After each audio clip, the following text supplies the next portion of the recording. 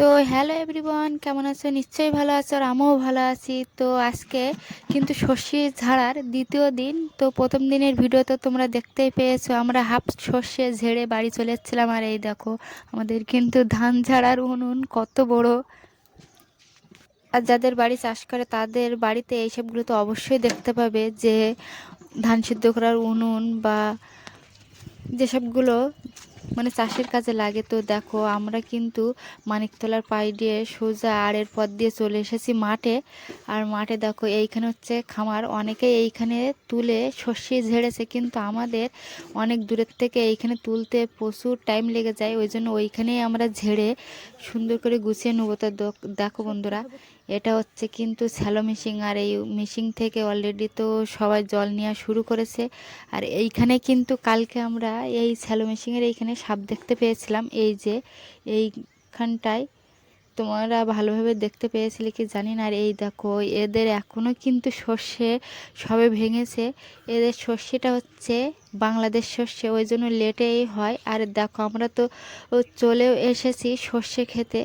তো দেখো এইগুলো কিন্তু কালকে আমরা ঝেড়ে রেখে গিয়েছিলাম, আর এখানেই কিন্তু ঢেকে থুয়ে গিয়েছিলাম, যেহেতু এতটা সব সরঞ্জাম মানে বাড়ি নিয়ে যাওয়া আবার নিয়ে আসা অসম্ভব। ওই জন্য এখানে ঢেকে রেখে গিয়েছিলাম। তো দেখো আমরা তো কাজে লেগে পড়েছি অলরেডি।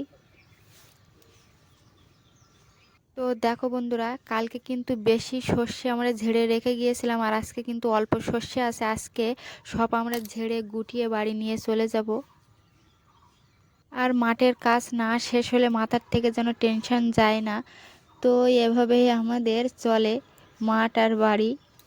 তো এভাবে চলতেই থাকবে যতদিন না তোমরা মাঠ আর বন্ধ করবে, ততদিন কিন্তু এভাবে ধান ঝাড়তে হবে, তারপর সর্ষে ঝাড়া, সব রকম একের পর এক চলতেই থাকবে।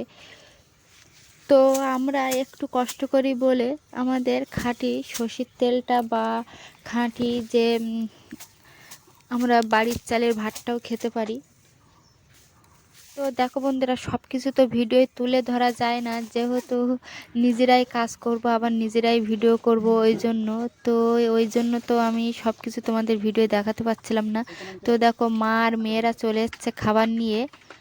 তো সেটাও কিন্তু তোমাদের দেখালাম। আর আমাদের কিন্তু সর্ষে ঝাড়া 10:30টার ভিতরে কমপ্লিট হয়ে গেছে। এবার এই ফাতনা মানে সর্ষের থেকে আলাদা করতে হবে। এই ফাতনা সর্ষের থেকে আলাদা করতে কিন্তু প্রচুর টাইম লেগে যাবে। তো আমরা এক এক করে সব মানে ঝালন বা বেঞ্চ এগুলিকে সরিয়ে সাইডে রেখে দিচ্ছি। দিয়ে কিন্তু আমাদের এরপরে সব সুন্দর করে আমরা দেখো ঝেড়ে পরিষ্কার করে নিচ্ছি। সর্ষে কিন্তু তলায় থেকে যাচ্ছে, আর ফান্নাগুলো আমরা উপরের থেকে তুলে সাইড করে দিচ্ছি। তো দেখো আমার মেয়েরা কিন্তু বাড়ির থেকে কুল এনেছিল। তো দেখো কুল দেখে কার না ইচ্ছা হয় এরকম মাঠে খেতে।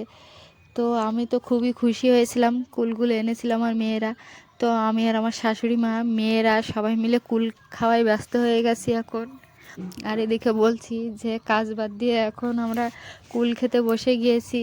তো আরও প্রচুর দেরি হয়ে যাবে। তো আমরা কুল টুল খেয়ে দেখো কাজে লেগে পড়েছি। আর আমার মেয়েরা কিন্তু আনন্দ করে কাজ করছে। তো বাড়ি গিয়ে ওদের কতটা কষ্ট হয় তখনই বুঝতে পারবে। এখন যতই বারণ করছি ওরা শুনছেই না। ওরা শুধু আমাদের সঙ্গে একটু একটু কাজ করছে, আবার জল খাচ্ছে, বসে পড়ছে, এইসব করছে। তো আমাদের কিন্তু অলরেডি কাজ শেষও হয়ে গিয়েছে। আর আমরা এবার সুন্দর করে সবগুলো ভাঁজ করে গুটিয়ে নিয়ে নিচ্ছি। আর এর পরে কিন্তু আমাদের মাঠের কাজ এখনো শেষ হয়নি। এই যে ফাতনা দেখতে পাচ্ছ সর্ষের গাছ, এগুলো কিন্তু আমাদের বয়ে বয়ে বাড়ি নিয়ে যেতে হবে।